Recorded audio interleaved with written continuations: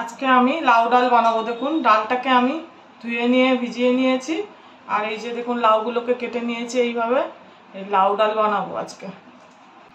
দেখুন আমি গ্যাস জ্বালিয়ে দিয়েছি, কড়াটাও বসিয়ে দিই। কড়া আমার গরম হয়ে গেছে, আমি এতে তেল দিয়ে দেবো অল্প করে। ফোড়ন দিয়ে দেবো, জিরে ফোড়ন দেবো। মধ্যে আমি লঙ্কাগুলো দিয়ে দেবো,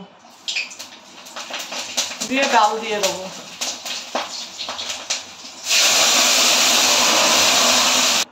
এর মধ্যে আমি 1 চামচ নুন দিয়ে দেবো।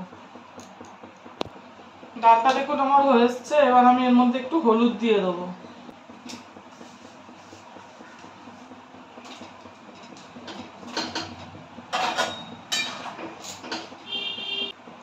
এর মধ্যে আমি একটু গুড় দিয়ে দেবো। ডালটা আমার হয়ে গেছে। দেখুন ডালটা আমার হয়ে গেছে। এইভাবে বাড়িতে বানিয়ে করে খেয়ে দেখবেন, ভালো লাগবে। আর গরমের সময় খুব ভালো লাগবে এই ডাল খেতে। আর আমার চ্যানেলটা লাইক, সাবস্ক্রাইব আর শেয়ার করে দেবেন।